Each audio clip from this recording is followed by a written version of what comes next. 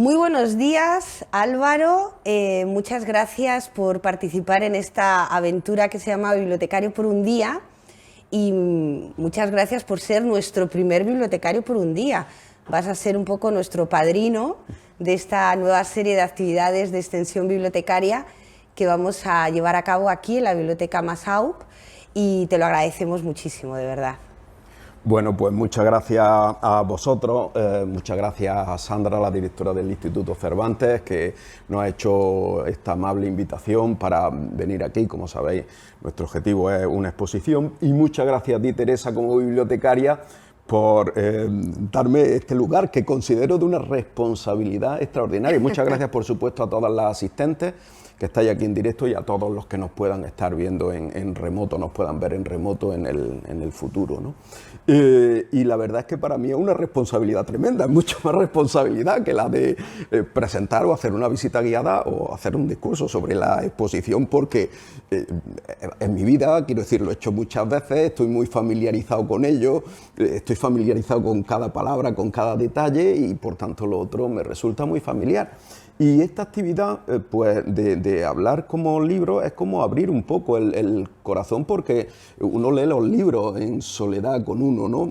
Raramente los comenta con otra persona, hace algunos comentarios generales, pero raramente los comenta con otra persona y, por tanto, un poco como abrir el corazón así de entrada de una forma en la que nunca lo había hecho, ¿no? Y donde, bueno, pues me decía Teresa, y queremos que nos hables de tus lecturas, de juventud, tus lecturas quizás de primera edad profesional me refiero, tus lecturas de primera edad profesional, aquellas que más te hayan influido en tu profesión, ¿no? Y claro, yo no he llegado a ser matemático leyendo libros de matemáticas, uno no hace eso nunca. Yo he llegado a ser matemático porque hay una idea muy equivocada sobre las matemáticas, ¿no? Normalmente la gente cree que las matemáticas forman parte del cálculo, del cómputo, de los números. Esta es una parte muy, muy básica de las matemáticas. Es como si confundiésemos las matemáticas con la contabilidad. Yo he llegado a ser matemático pensando en ideas que me producían fascinación. Ideas como la infinitud, ideas como los conjuntos y si un conjunto puede contenerse a sí mismo, ideas como lo ilimitado, dónde están los límites de algo, dónde están los límites a los que podemos acceder de algo, por ejemplo, del conocimiento, ¿no? Y entonces, claro, la matemática está muy relacionada con la filosofía. Y eso es lo que vamos a intentar hablar hoy, ¿no? Porque al final también esta charla queremos que sea participativa. No queremos que nuestra charla sea muy larga, sino que sobre todo participa en ellas, y entonces vamos a contextualizarte un poco y vamos a entrar ya un poco a la materia, ¿no? A la materia, para que ellas también sepan un poco de ti, aparte de esta introducción que tú has hecho. Naces en Monachil, eres granadino, estudias matemáticas en la Universidad de Granada, donde ejerciste como profesor, iniciaste esa actividad investigadora en diferentes sitios, has desarrollado proyectos muy innovativos, como es el caso de este proyecto de paseos matemáticos, que será el eje un poco de la inauguración de nuestra exposición hoy a las 6 de la tarde. Pero nosotros queremos que hables de literatura, y que efectivamente cómo la literatura te ha podido llevar a lo que eres ahora, un matemático, ¿no? Y a mí me gustaría que dividiéramos nuestra charla un poco en 3 pequeños bloques, para acercar esas lecturas a nuestras visitantes y que luego podamos charlar con ellas si así lo desean. Primero me gustaría hablar de Jorge Luis Borges, que sé que te apasiona, que sé que fue importante en tus lecturas de juventud. Es una figura clave en nuestra literatura, y me gustaría que hablaras sobre todo de 2 obras, El Aleph e Historia Universal de la Infamia, que a mí personalmente me parece una obra interesante en cuanto a estructura, porque son pequeños relatos, todos basados en hechos reales, de crímenes. Es un poco, no novela negra, porque no se puede decir novela negra dentro del mundo Borges, pero que sus personajes les marca la infamia, ¿no? De ahí un poco el título. Sí, son 2 cosas muy distintas, pero Borges realmente tiene casi toda la producción borgiana, es maravillosa. Digamos, hay una muy centrada en, bueno, quizás Ficciones, un libro que no hemos mencionado aquí, pero quizás un libro de Borges que se llama Ficciones, que es también un conjunto de cuentos, de relatos, donde hay dos partes, ¿no? Y la segunda se llama Artificio, él construye mundos utópicos, construye utopías. Y la primera se llama El jardín de los senderos que se separan, o algo así, creo recordar, estoy hablando de memoria desde hace mucho tiempo. Y entonces en esta primera obra es interesante porque Borges construye mundos utópicos, Borges construye mundos ideales que trata de explorar. Y esa exploración de los mundos de Borges está muy en relación con estos elementos que antes os comentaba, que son vitales en la matemática, ¿no? El concepto, por ejemplo, en la biblioteca de Babel, donde, sabéis, pues él describe una biblioteca perfectamente analizada, y ya que estamos en una biblioteca, anaqueles, cada anaquel contiene no sé cuántos libros, cada libro es 400 y pico páginas, cada página no sé cuántos renglones, libros muy estructurados. Y claro, hay un momento en que dice, y esta biblioteca puede contener todo el conocimiento del mundo, y de ahí deriva una paradoja, que ha sido una paradoja que ha puesto, digamos, tambaleando toda la estructura de las matemáticas derivada de la biblioteca de Babel. Y ¿contendrá la biblioteca de Babel el catálogo del libro, de todos los libros que contiene la biblioteca? Es decir, ¿podremos tener un catálogo donde estén escritos todos los libros que están en la biblioteca?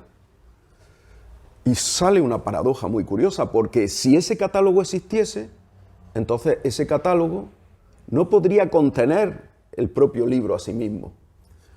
El catálogo sería el catálogo de los otros libros, pero no podría contener ese libro a sí mismo. Y Bertrand Russell, que es un filósofo inglés, y fue premio Nobel de Derechos Humanos, y bueno, un gran filósofo y matemático, escribió una obra que se llama Principia Mathematica. Pues Bertrand Russell se preguntaba exactamente lo mismo respecto a los conjuntos. El conjunto de todos los conjuntos, ¿qué es un conjunto? Cualquier cosa que podamos imaginar en el universo, cualquier cosa que le podamos poner un nombre, que podamos describir, bien mediante una propiedad, bien mediante una enumeración de sus elementos. El conjunto de todos los conjuntos se contiene a sí mismo. Por un lado salía que sí, por otro lado salía que no, y de ahí hay una crisis de la fundación de la matemática que en realidad es una crisis de la fundamentación de las ciencias de principios del siglo XX. Ahí se cae el edificio matemático y hay que hacer una nueva lógica para sostener eso, y está muy relacionado con el libro este de Borges, ¿no? O Perdón. en el Aleph, por ejemplo, que hay, creo recordar que hay un cuento acerca de un hombre, el inmortal, ¿no? Y él dice algo así como que realmente los únicos mortales somos los humanos, porque el resto de las especies no reflexionan sobre la muerte, no reflexionan sobre la inmortalidad. Un perro, un gato, cualquier ser que no sea la especie humana no reflexiona sobre su propia muerte. Vive una vida a la que le ha tocado y llega un momento en que muere por las causas que sean, sin ser consciente de que ese día, de que esa propia muerte va a llegar, ¿no? Bueno, ya aquí sabéis que hay una paradoja, perdonad que haga esta pequeña digresión, una paradoja muy, muy bonita, que es la del pavo inductivista de Russell, ¿no? Compran un pavo para Navidad, sabéis que en Europa es costumbre, pues, o era costumbre antes en Navidad matar un pavo, compran un pavo para Navidad, el pavo dice, caramba, me llevan a una casa nueva, ¿cómo me van a tratar aquí? Lo ponen en la casa, el primer día le dan de comer, le dan agua, y dice, pues aquí parece que se puede sobrevivir, me dan comida y agua. El segundo día le vuelven a dar de comer, le vuelven a dar más agua, caramba, aquí se ve bien. El tercer día cada vez va aumentando más la dosis de comida, conforme se va acercando la Navidad, las dosis de comida cada vez son más grandes y el pavo llega a la conclusión de que ha llegado al paraíso, que este es un sitio perfecto donde vivir, hasta que el día de Navidad le cortan el cuello. El pavo no era consciente de cuál era su destino, el pavo no era consciente de por qué estaba allí, ¿no? Quiero decir, y esto que lo hemos humanizado, ¿no? Entonces, Borges se pregunta esto, de cuál es la especie que es consciente de que es mortal, los humanos. Todas las otras especies son inmortales. Y de alguna manera eso nos lleva también a la reflexión de cuáles son las personas que son conscientes de su ignorancia. Pues son las que saben algo. las que de alguna manera van explorando los límites del conocimiento y al explorar esos límites del conocimiento nos van saliendo nuevas preguntas sobre lo que desconocemos, ¿no? Y esto ya lo decía un divulgador de la astronomía muy famoso, ¿no? Cada pregunta que nos hacemos que respondemos sobre el universo nos da lugar a 10 preguntas. Cada pregunta que respondemos nos da lugar a 10 preguntas nuevas, ¿no? De tal manera que bueno, el ignorante realmente no conoce que es ignorante, porque no conoce cuáles son los límites. Y los límites es otro concepto matemático que no tiene que ver con la cantidad, sino que tiene que ver hasta dónde podemos aproximarnos al borde de una cosa, ¿no? Hasta dónde podemos aproximarnos en el conocimiento, en este sentido, al borde. Y esto está también reflejado en la obra de Borges. De tal manera que conceptos filosóficos matemáticos clave que han producido crisis de fundamentación de las matemáticas, que han dado el concepto de limitado o ilimitado, el intervalo 0,1 como números reales, no sé si os acordaréis de la escuela, es ilimitado, pero es muy finito, está contenido en 0,1, pero es ilimitado.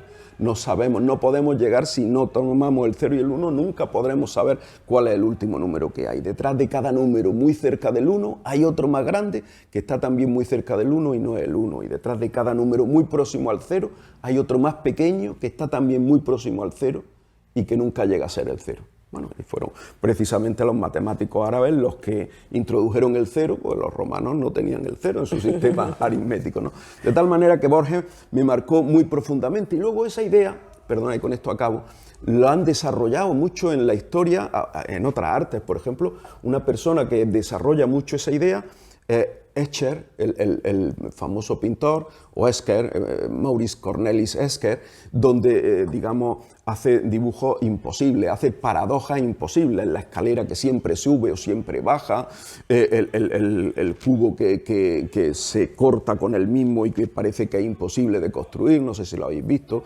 en un dibujo, en un grabado que se llama Waterfall, la cascada, donde hay una cascada que va, digamos, como por una acequia o va por un canal, cae y luego después de caer vuelve a subir otra vez milagrosamente y está en el mismo nivel, o sea que siempre está cayendo, pero siempre está en el mismo nivel. Esa idea de paradoja está ahí. Y luego en la otra serie de Borges, la historia universal de la infamia, ahí digamos, me marcó más moralmente, porque ahí aprendí caramba, uno tiene una cierta, o yo sentí al menos, una cierta atracción por esos malos. Borges hace una defensa del malo con causa, ¿no? No del malo,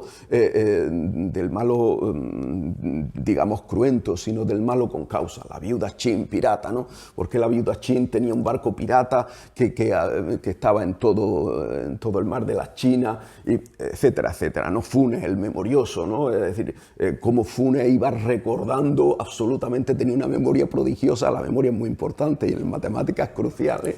Entonces, como Funes iba recordando todo lo que iba viendo, como si llevara un lector, un grabador de barra y fuera incorporándolo todo a un disco duro que tenía ahí, ¿no? Entonces, de alguna manera, uno aprende a ver que a veces los conceptos de bueno y malo, cuando se aplican a personas, otra cosa distinta es la catalogación moral que tengamos sobre sociedades, en el concepto, digamos, genéricamente respecto a cómo de adecuadas o no adecuadas son respecto a la sociedad sobre la que se desarrollan, ¿no? Pero cuando aplicamos el concepto de bueno y malo a personas, hay como un punto de vista muy relativo, ¿no? Hay como un punto de vista muy relativo. Uno puede ponerse en el papel de la pirata que aterrorizaba con su barco y con su cuadrilla pirata aterrorizaba los mares del sur de la China, o puede ponerse en la cabeza de otro de estos malos. ¿Y qué tiene que ver esto con la matemática? Os preguntaréis. Pues me lleva a la matemática, es un mundo donde la moralidad no existe. Nada, ningún elemento es bueno ni malo. El 3 no es mejor que el 2, ni peor. Por poner un ejemplo fácil, cualquier estructura, un objeto, un conjunto, un poliedro, un polígono, una geometría, ninguna es mejor ni es peor. Es más o menos adecuada según lo que queramos hacer con ella. Nos dice unas cosas o nos dice otras. De tal manera que uno puede sustraerse un poco de ese mundo que a veces nos atrapa, de la concepción moral de las personas, para tratar de ver un mundo más objetivo, para tratar de ver un mundo más objetivo desde el punto de vista de la matemática. Claro, todo esto es completamente subjetivo porque os lo estoy diciendo yo, que soy un matemático, ¿no? Para tratar de ver una subjetividad nueva, y la matemática me gusta mucho por esto, porque, digamos, el concepto de moralidad está evaluado en función de qué es lo que quieras hacer, a dónde te quieras dirigir y cómo lo quieras hacer. La moralidad en matemáticas no es sino la vía más eficiente de hacer las cosas. Y para que luego puedan ellas también intervenir, sí, continuamos un poco con la visión de Borges, que está claramente relacionada, como tú has podido plasmar, con una matemática muy particular.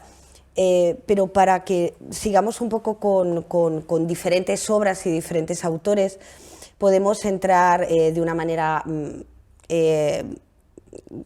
determinada con ese realismo mágico que tiene también mucha influencia borgiana, y en concreto a mí me gustaría que habláramos también, que sé que en el mundo argelino es un autor que gusta mucho, que es García Márquez, y en este caso en concreto con 100 años de soledad, para que nos pudieras, porque a mí personalmente es una obra que me apasiona, para que luego ellas también puedan, si quieren, participar de todas las sugerencias. Es un realismo mágico, el realismo mágico latinoamericano, que no solamente tiene como representante García Márquez, sino también Alejo de Carpentier, Carlos Fuentes, es decir, otra serie de autores que en cierto modo nos han marcado a todos, ¿no?, en cuanto a esa literatura. Yo recuerdo que 100 años de soledad fue uno de los primeros libros que leí de la literatura latinoamericana, ¿no? Entonces me empezaba a tener un gran boom en España, ¿no? Y fue uno de los primeros libros que leí. Y efectivamente me plantea un mundo, esa mezcla de lo cotidiano, de lo real, de la familia, de los hechos, con una idealización de todo ese mundo, con una descripción que va más allá de lo real, ¿no?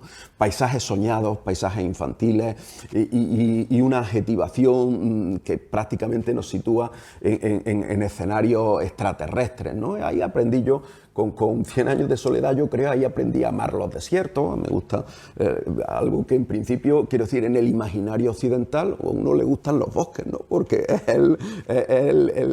digamos, el oasis en Europa, ¿no? Pero ahí aprendí yo a amar los desiertos, o amar los paisajes lunares, o amar el paisaje de un río de color ferruginoso porque trae agua ferruginosa, o la soledad de la nieve, ¿no? Quiero decir digamos que te recuerdan a cosas esenciales que crees que están en el universo, que han estado ahí en el universo, pero que a veces con nuestra sutil capa de civilización pues dejamos de apreciar, porque nos movemos en un mundo que está construido a una escala muy humana, las calles, las casas, las ciudades, y cuando te traslada a 100 años de soledad, o te traslada a otras muchas obras, ¿no? Bueno, pues entonces te traslada, yo recuerdo Sábato sobre Héroe y Tumba, o El túnel, ¿no? Donde te hablaba del submundo de los ciegos, ¿no? Es decir, y yo me obsesioné con aquello, cogía mi cámara de fotos y iba a retratar, a sacarle fotos a los ciegos que vendían cupones de la ONCE allí en mi ciudad, en Granada, ¿no? Un poco tratando de penetrar en qué escondía, cómo veía el mundo, cómo imaginaba realmente el mundo una persona de este tipo, una persona ciega, ¿no? ¿Qué sentía? Sentía ruidos, sentía aproximaciones, cómo imaginaba el mundo, ¿no? Entonces, uno pues prácticamente puede imaginar el mundo como si hubiera sido ciego siempre, si se sumerge en la lectura de uno de estos libros de 100 años de soledad, o por ejemplo el Rayuela de Cortázar, ¿no? Que iba saltando de capítulo en capítulo. Yo creo que la exposición que hemos construido va un poco, también puede leerse también así como el Rayuela de Cortázar, donde dialogaba con la maga y iba saltando de capítulo en capítulo como en una rayuela, de uno a otro, de otro a otro, de otro a otro. Es un libro difícil, sí.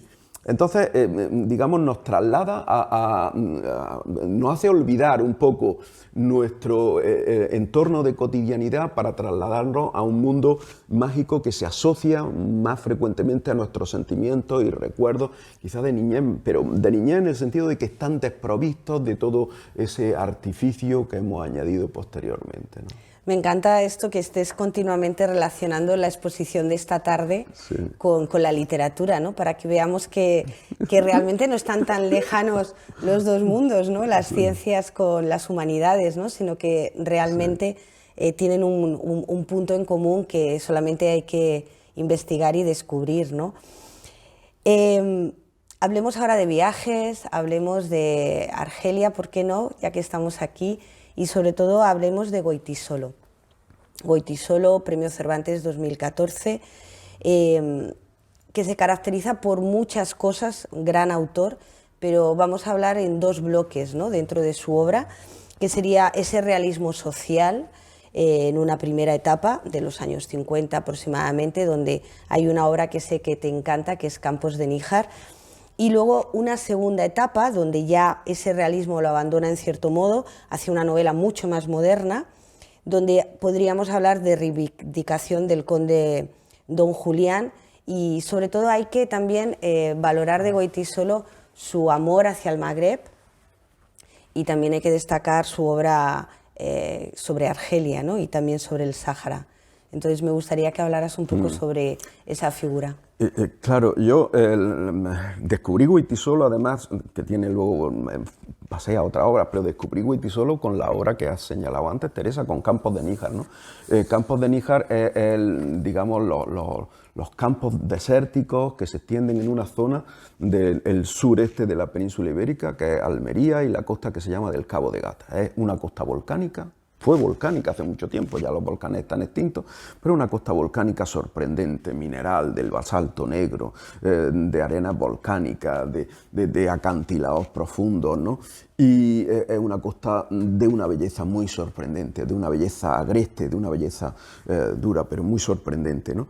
Y yo había estado allí, había pasado por los Campos de Níjar y era un poco como el tránsito, como el pasillo inhóspito por el que hay que recorrer para llegar al mar, ¿no? Pero no me había fijado nunca en que esos campos tienen una vida y tienen no solo un paisaje, sino un contexto histórico, porque antes la gente muy difícilmente vivía del mar, solo unos cuantos pescadores, pero la gente vivía de los campos, ¿no? Y Goytisolo nos retrata un viaje de forma completamente distinta. Nos retrata un viaje en una España que es muy pobre, en una España que está, digamos, muy fuera de lo que ahora, un viaje en donde se encuentra a una persona que se gana la vida vendiendo lo que en España ahora aquí llamamos higos chumbos, no sé cómo lo llamaréis, el fruto la chumbera, el fruto de la chumbera, ¿no? Y que es una suculenta, una planta suculenta, es decir, que almacena agua en el interior, y no sé si aquí lo tenéis o no, pero creo que no. Es mediterráneo, es muy mediterráneo. Yo puede creo ser que yo sí, creo seguramente sí. Que puede que esté, ¿no? Y bueno, quiere decir que hay que cogerlos con mucho cuidado, porque tienen muchos pinchos por fuera, hay que cogerlos con una latita y luego pelarlos con cuidado, y están muy dulces por dentro y tienen como unos granos muy duros, ¿no? Y entonces pues relata cómo se encuentra en Almería lo llaman tunas, las tunas. Y entonces relata cómo se encuentra con un viejecito que vende tunas y se gana la vida vendiendo tunas. Luego relata cómo se encuentra con el que lo lleva de un sitio a otro, de un pueblo a otro. Y va haciendo un viaje donde realmente el viaje no es la excepcionalidad del lugar, no es aquello, el monumento, la excepcionalidad desde el punto de vista de lo construido por la sociedad humana, no es la excepcionalidad desde el punto de vista de lo construido por la naturaleza, tal arrecife, tal punto de vista, tal montaña, sino que lo excepcional es el paisano, la paisana que se va encontrando en cada esquina y con los que va conversando y va descubriendo un mundo con una vida dura, con una vida que le ha llevado a la inmigración, con una vida que le ha llevado a salir de allí. Entonces, Goytisolo describe una manera profunda de viajar, que es la manera de viajar viendo más allá del entorno, viendo la gente que vive en ese entorno, ¿no? Y entonces a mí me cambió la manera de ver aquellos campos por los que yo había pasado y claro, cuando yo había pasado ya no estaba el viejecito que vendía tunas, pero sí que había otros elementos del territorio, ¿no? Entonces eso me cambia un poco la manera de ver efectivamente el viaje no entendido como una sucesión. cuidado, yo soy un voyeur en el sentido de paisajes, a mí me encantan los paisajes, me llena, disfruto con los paisajes, ¿no? Pero más allá del paisaje y del disfrute sensorial que eso produce, ¿no? O del disfrute sensorial de grandes obras humanas, de monumentos, que es precisamente el motivo de la exposición, en el viaje hay un relato personal implicado, el de las personas que viven allí, ¿no? El otro día decía, allí tenemos en Granada un barrio, el Albaicín, ¿no? Es patrimonio de la humanidad.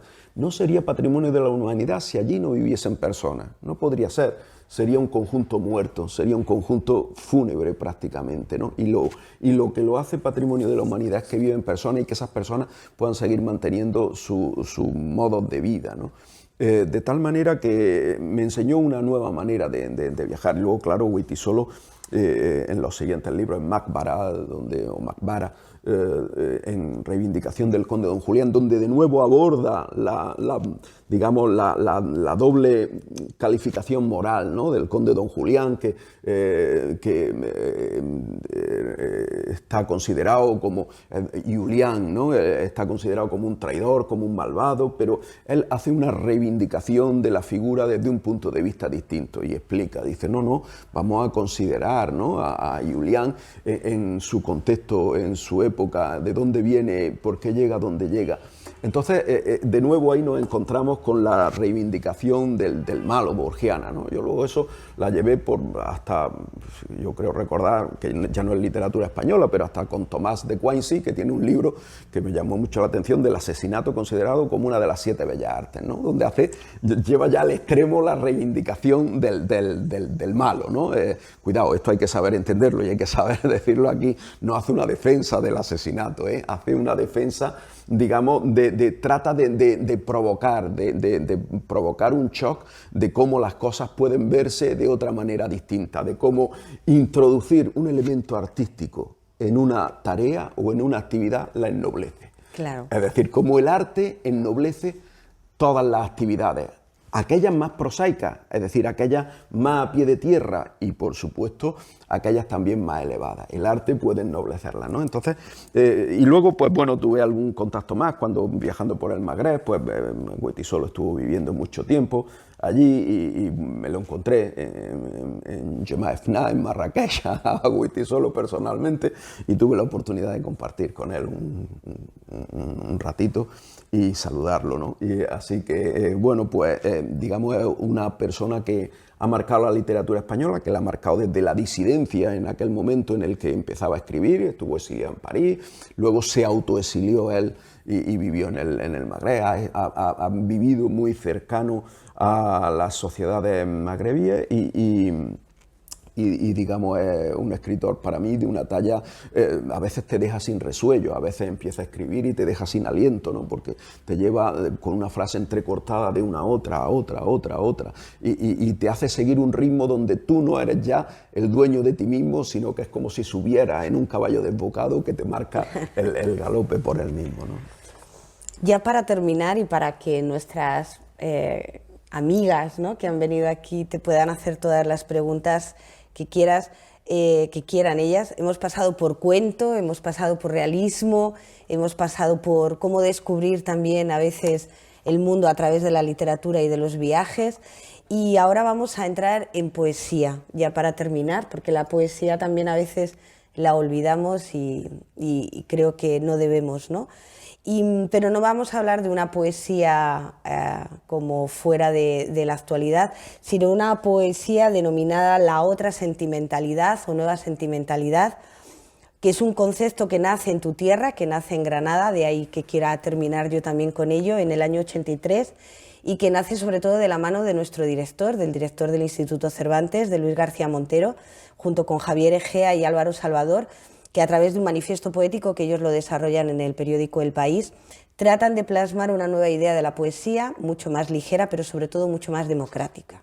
a Javier Egea, pues Javier Egea en alguna ocasión me he cruzado con él en algún sitio tomando algo, ¿no? En algún bar, en la calle, en alguna cafetería tomando algo, a Luis y a Álvaro Salvador, a mi tocayo Álvaro, que conozco más cercanamente, ¿no? De hecho, Álvaro Salvador sigo encontrándomelo casi todos los días, porque, bueno, casi todos los días no, pero muy frecuentemente, sí es posible que todas las semanas, ¿no? En actos digamos, él está ahora muy presente, muy activo culturalmente en el Ateneo de Granada, una institución cultural de Granada. Pues, digamos, suponen un acercamiento a la poesía de manera distinta, ¿no? Porque, claro, en Granada, cuando tú dices hay poesía, pues tienes que empezar a leer por Lorca, evidentemente, ¿no? Por uno de nuestros poetas más universales.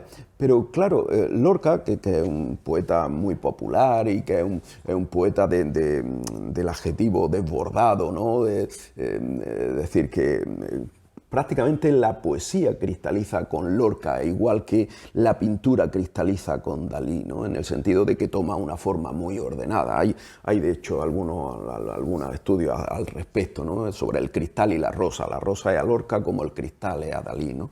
Y entonces, pues bueno, uno empieza por Lorca, pero luego, claro, rápidamente te das cuenta de que quieres contextualizar un poco y empiezas a ver los más próximos, empiezas a ver Alberti. Alberti iba por Granada y luego pasa a Jaime Gil de Viedma y ves que Jaime Gil de Viedma ya tiene otras reflexiones sobre la poesía de la época hasta que llega a una poesía en la que inicialmente trata con la nueva sentimentalidad o la otra sentimentalidad también llamada, trata de reunir, digamos, la enseñanza de Juan Carlos Rodríguez, otra persona, un teórico de la literatura muy conocido en Granada, que es el que prácticamente insta el concepto, ¿no? Sobre cómo la historia hay que vivirla desde un nuevo sentimiento, ¿no? Como la historia y nuestra historia ahora, en aquel momento, digamos, hay momentos en que las sociedades tienen una aceleración histórica. Y en aquel momento, en los años 80, en España había una aceleración histórica, es decir, había un momento en que la historia pasaba muy deprisa porque había cambios grandes y donde uno se podía sentir protagonista muy rápidamente de ellos, ¿no? Porque rápidamente están cambiando tanto las cosas que podías integrarte en ellos. Entonces, esa reflexión sobre qué sentimiento adoptas para esa participación histórica, que no puede ser una participación, por así decirlo, de uniforme, ¿no? De uniforme en el sentido de con reglas rígidas o con reglas morales simplemente o con reglas protocolarias, sino que tiene que ser una participación con los propios sentimientos, una participación que no ponga en contradicción la coherencia entre la vida personal y la vida social que llevamos. Todo este tipo de cuestiones, entre cómo amamos o entre cómo reímos o entre cómo defendemos una cierta idea, ¿no? Pues esa nueva sentimentalidad, digamos, sale el manifiesto este de Álvaro Salvador, de Luis García Montero y Javier Egea. Luego Javier Egea finalmente se malogra en el 99, creo recordar, en 1999, tras una crisis personal muy fuerte, ¿no? Sobre la que han corrido ríos de tinta en Granada y bueno, digamos luego el concepto pues ya va evolucionando con otros libros distintos donde yo me he sentido muy identificado con Completamente Viernes, con libros como No digan mi nombre, que transitan de la poesía a la prosa, a la literatura.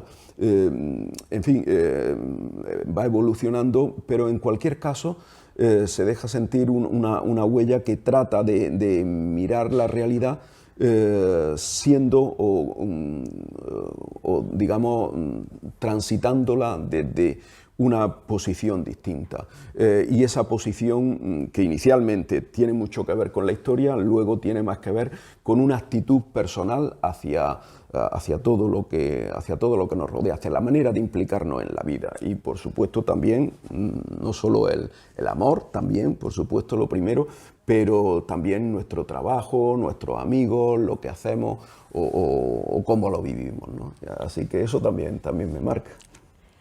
Bueno, ahora os toca a vosotras. Hemos hablado de muchísimas y muy diferentes obras, de cómo todas están un poco relacionadas y cómo todas influyen también en el mundo matemático. Y ahora nos encantaría, si alguna de vosotras tiene alguna pregunta, para que podamos establecer una especie como de pequeño diálogo aquí con Álvaro. Por favor. No sé si es un renacimiento de la poesía en España, en el mundo hispánico, pero a mí no conozco bien la poesía española ni la otra, pero me parece que en el mundo hispánico la poesía tiene un papel importante. Me han dicho que, por ejemplo, en Colombia hay personas que escriben poemas y que le leen en jardines, en plazas, así, y hay un público, como los que tocan guitarra o no sé, que cantan en la calle,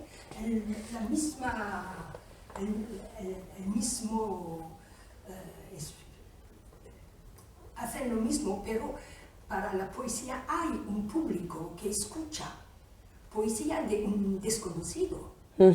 Eso me parece fantástico. Y sí. Es verdad, para mí he interpretado eso como si la poesía en el mundo hispánico es más fuerte que en otros países, como en Francia, que conozco más. O Inglaterra, que no conozco, o así. Sí. La poesía. Sí, muchas gracias por ese esfuerzo de hablar español y también hablado, y también, quiero decir, también aprendido. La verdad es que sí, la verdad es que en la literatura hispánica, lo cual lleva el conjunto no solo de América Latina y España, sino también todos esos sectores que están alrededor de la literatura hispánica en Europa, hay un gran aumento de la producción de poesía y digamos de la emergencia de la poesía.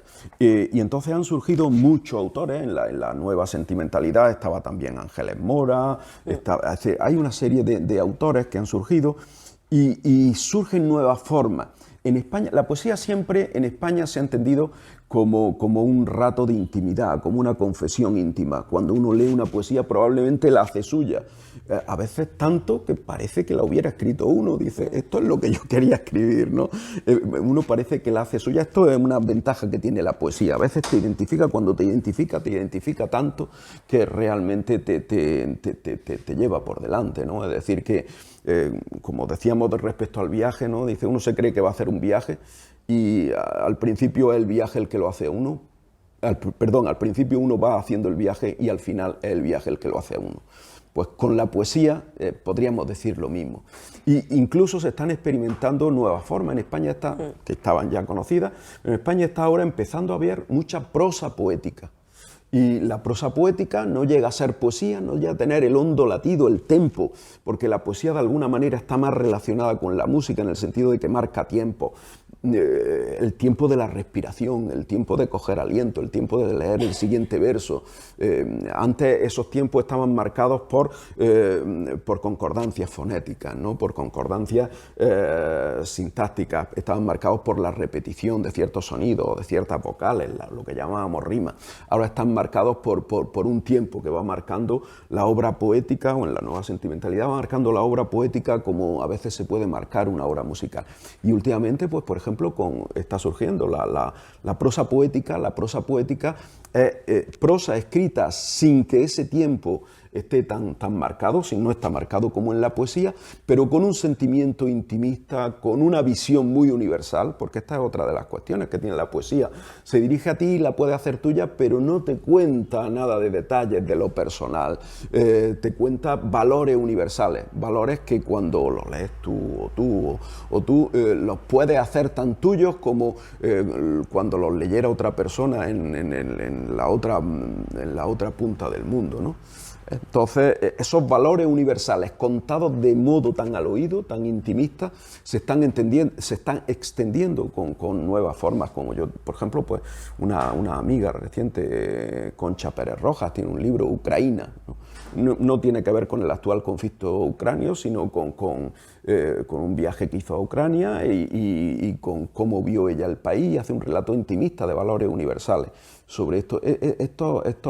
Este tipo de creación está teniendo un calado muy hondo, y yo creo que es porque suponen, de un lado, un remanso de intimidad cuando uno toma un libro, que siempre es un acto íntimo, pero es mucho más cuando es poético o cuando está asociado a la prosa poética, y a la vez supone también un poco el acomodarlo al tempo, a la música, es decir, supone ese acto de ordenación, de sentimientos y de ritmos vitales, ¿no? Está teniendo efectivamente hay numerosísimos poetas en España, no solo, sino en toda Latinoamérica, y hay festivales de poesía, y hay muchos premios de poesía. Es decir, que sí, esta es una rama que definitivamente está floreciendo mucho.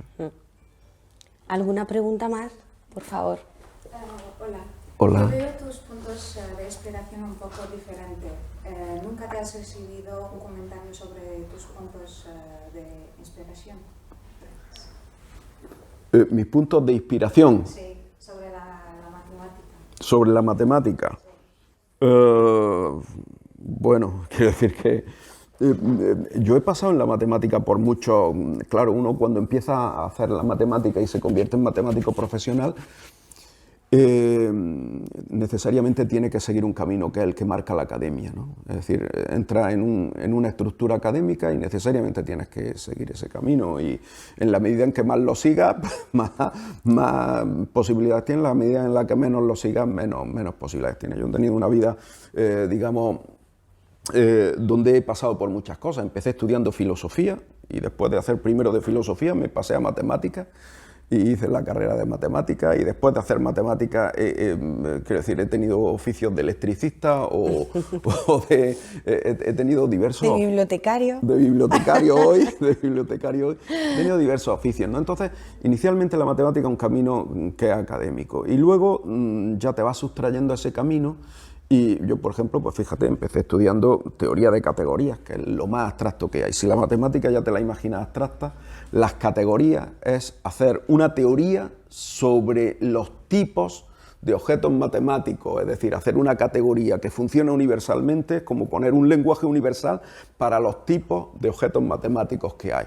Con todo lo que se llaman grupos matemáticos, con eso hacemos una categoría. Con lo que se llama anillos, con eso hacemos otra categoría. No tiene nada que ver con los anillos, sino con una estructura, con dos operaciones y tal. Con los cuerpos, que tampoco tiene que ver con el cuerpo, sino con una estructura, con dos operaciones con inverso, hacemos otra categoría. En fin, con lo más abstracto de lo abstracto. Y empecé por ahí. Esta es una vía que uno rápidamente le hace sentir sin tierra bajo los pies. Y de ahí pasé a la criptografía, que la criptografía es digamos, pues la tecnología que se utiliza, sobre todo algebraica y también estadística, para el modo de producir escritura secreta.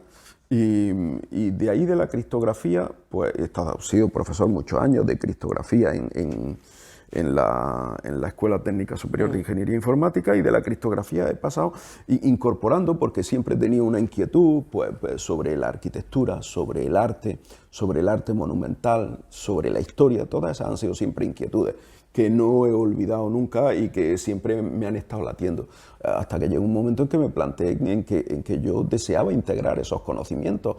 No deseaba ser Dr. Jekyll y Mr. Hyde. No deseaba ser durante el día un matemático digamos, de estricto servicio académico y leer un libro o mirar un monumento como si fuera algo completamente separado en mi vida. Ahora soy Dr. Jekyll, ahora soy Mr. Hyde, y soy dos personas distintas, como llevar dos caras, ¿no? Y entonces quería de alguna manera integrar mi forma de ver el mundo y mis sentimientos con lo que hacía profesionalmente. Y de ese intento de integración es como nació este proyecto de Paseos Matemáticos y esa dedicación a Paseos Matemáticos. Yo no quería escindir mi interés por el arte, por la historia, por la incluso por la literatura. En Granada he hecho algún paseo matemático con motivo por ejemplo, del Día del Libro o de la Semana del Libro, y he ido contando con cada monumento qué libro se relaciona o qué yo pienso que se relaciona con ese monumento o cuál, por ejemplo, recomendaría leer. Qué bonito. Es curioso, sí.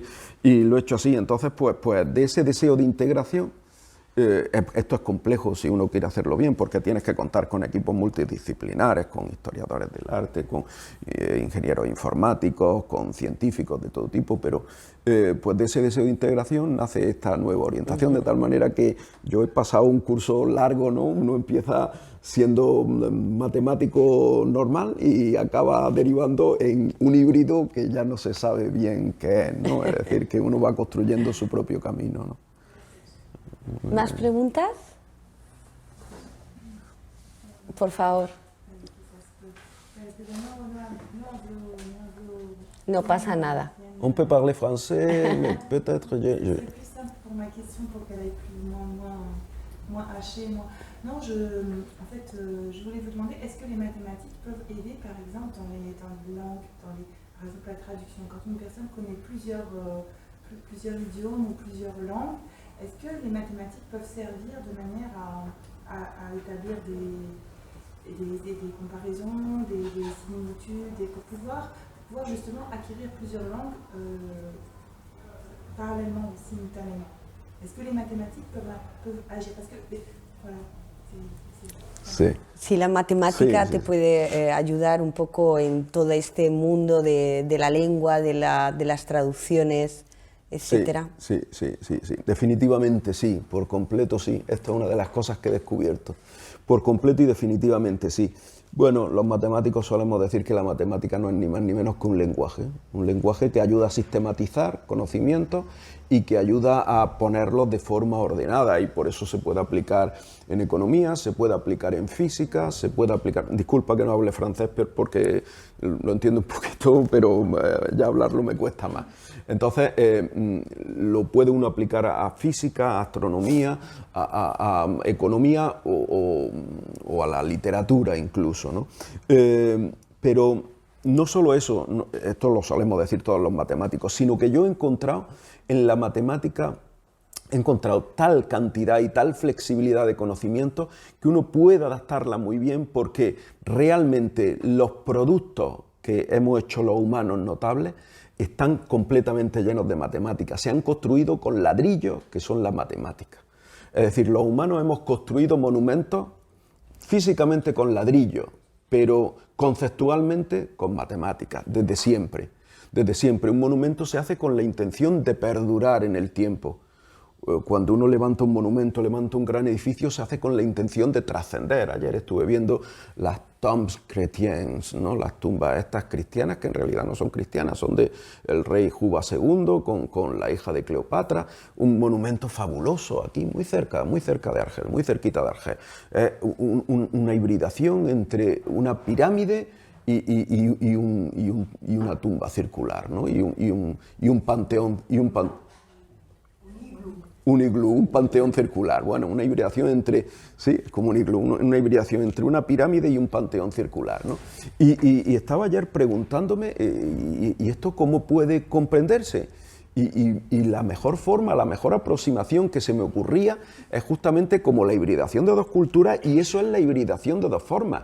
¿Cómo hibrida uno un cilindro, que es un panteón, como el Panteón de Agripa en Roma, el Panteón de Roma, ¿de acuerdo? Que es el panteón por donde, que tenía, digamos, la marca del sol cuando entraba por el óculo central. ¿Cómo hibrida uno eso con una pirámide? Bueno, pues si uno coge una forma geométrica, que es el Panteón de Roma, el Panteón de Agripa, y coge una forma geométrica, que es una pirámide, y la fusiona, le sale justamente las tombes chrétiennes. Pero eso es lo que hicieron, quiero decir, que la hija de Cleopatra y Juba II, creo recordar que era y Juba II, ¿no?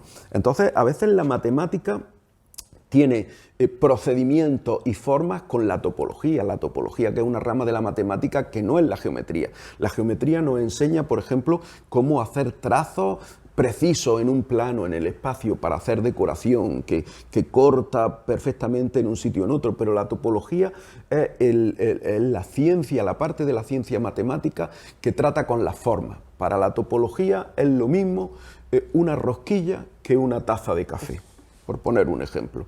Esto, en realidad, un vaso para la topología es exactamente igual que esta carpeta, exactamente igual que un plano.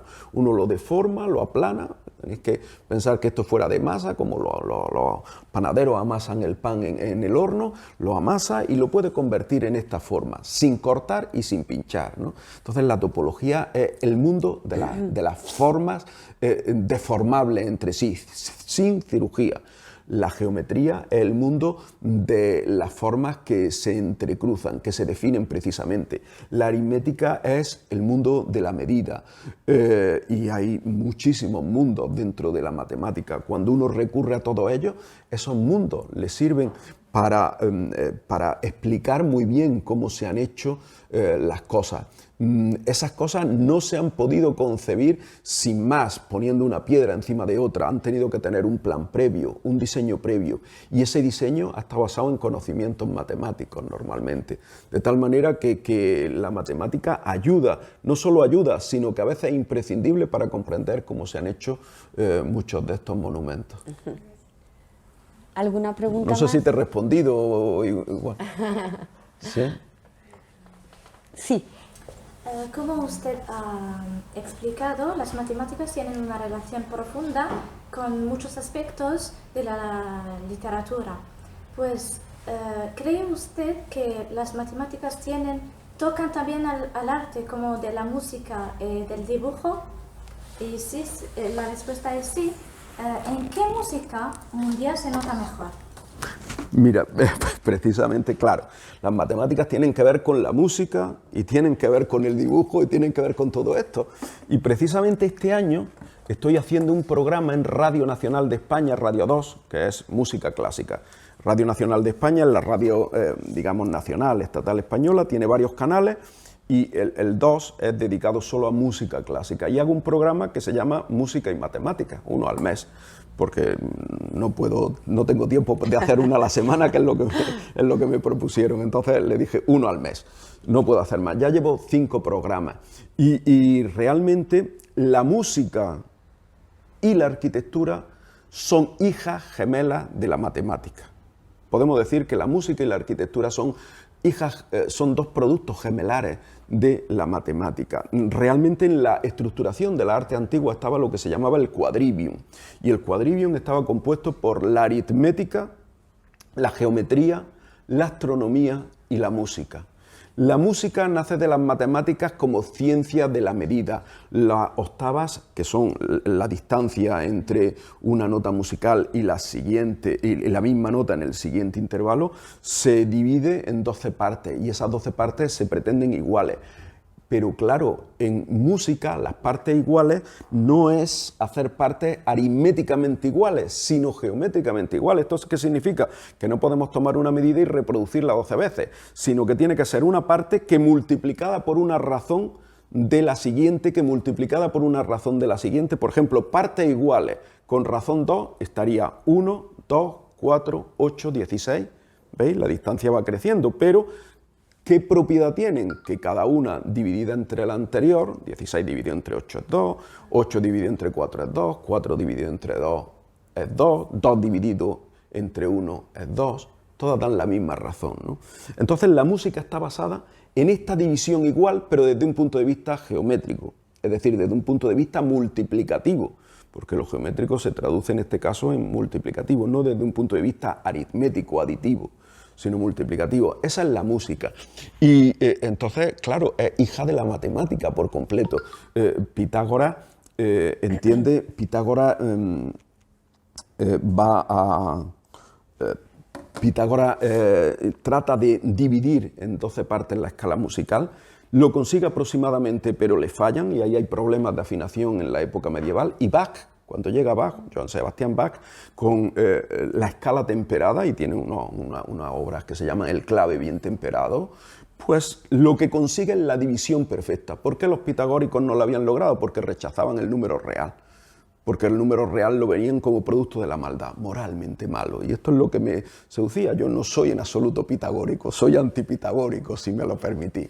Soy antipitagórico, no soy en absoluto pitagórico, ¿no? Pitágoras tuvo algunas aportaciones notables a la matemática, claro que sí, no vamos ahora a negarla, pero, digamos, yo soy antipitagórico en este sentido. Bach admite el número real, y con un número real, que es la raíz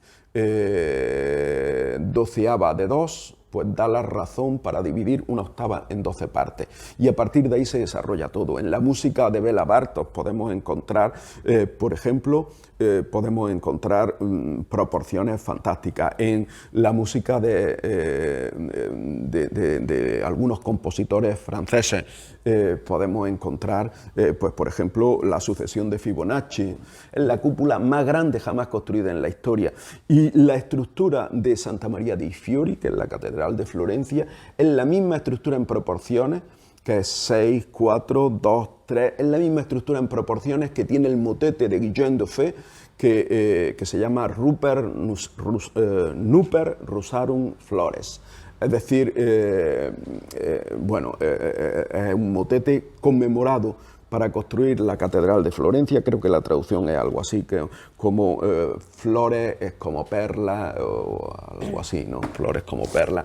Rosas que son flores como perlas, creo que es la traducción, algo así. Bueno, lo podéis poner en Google, os la dará más precisa que yo, seguro.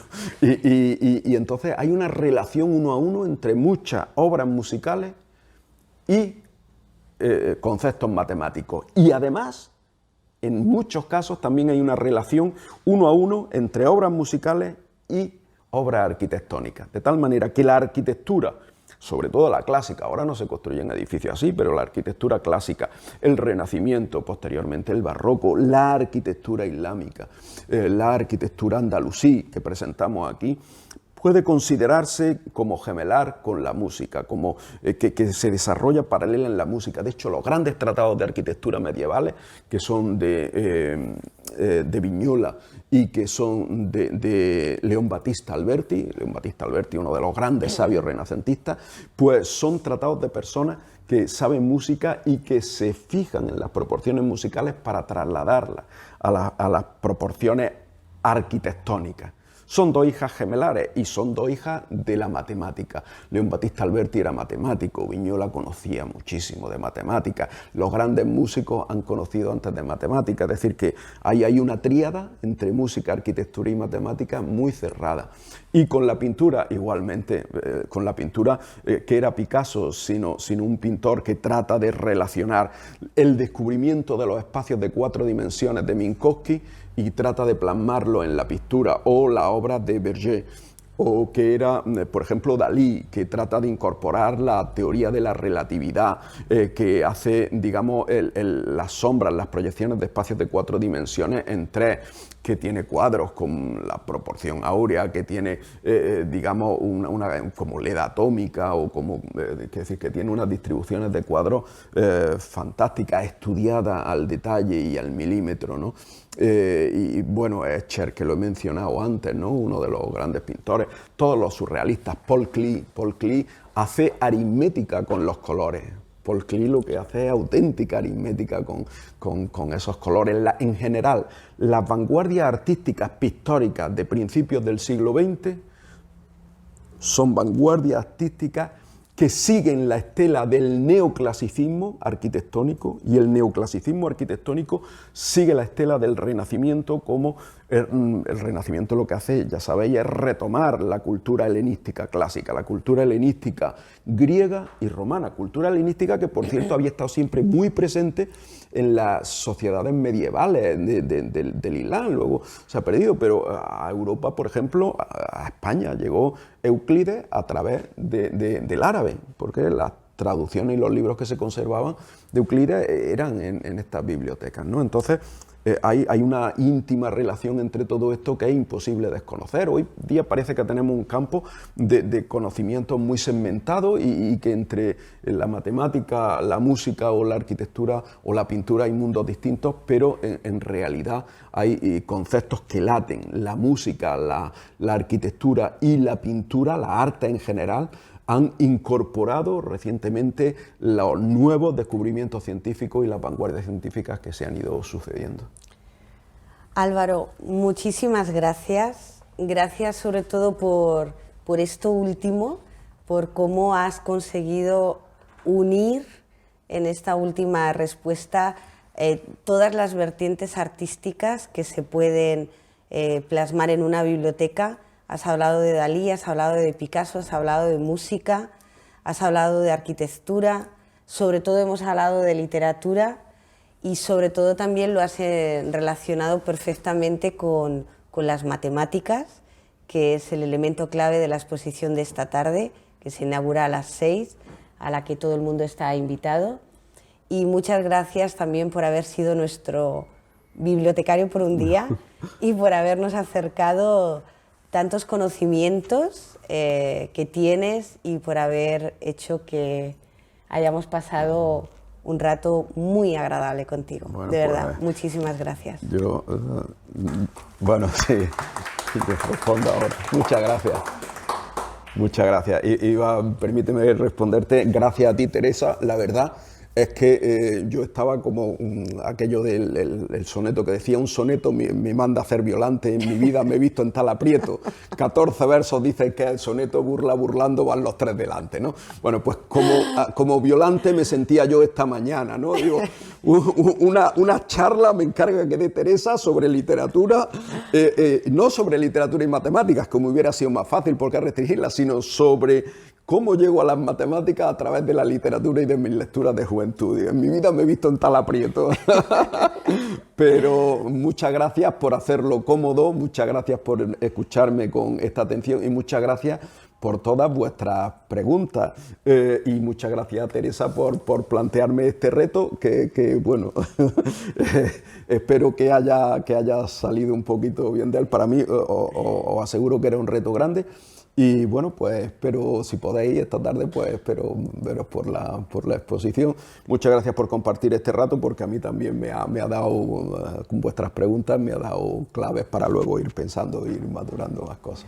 Es verdad, han sido muy interesantes vuestras preguntas, de verdad. Muchísimas gracias a todas por haber participado en esta primera actividad de Bibliotecario por un día. Vamos a hacer más, en marzo os vendrá una poetisa, con lo cual también volveremos a hablar de poesía, volveremos a hablar de literatura, os iremos informando de todas las actividades que tiene programadas la biblioteca. Os adelanto que el Club de Lectura será todos los miércoles, empezamos en marzo con una obra maravillosa, Canto yo de Inés Solá, que espero que la podáis leer y podáis participar, porque también los encuentros serán de esta manera, participativos, para que practiquemos y para que mejoremos y sepamos más de la cultura española. Gracias a todas, gracias Álvaro, y nos vemos esta tarde en la exposición. Muy bien. Muchas gracias. Gracias.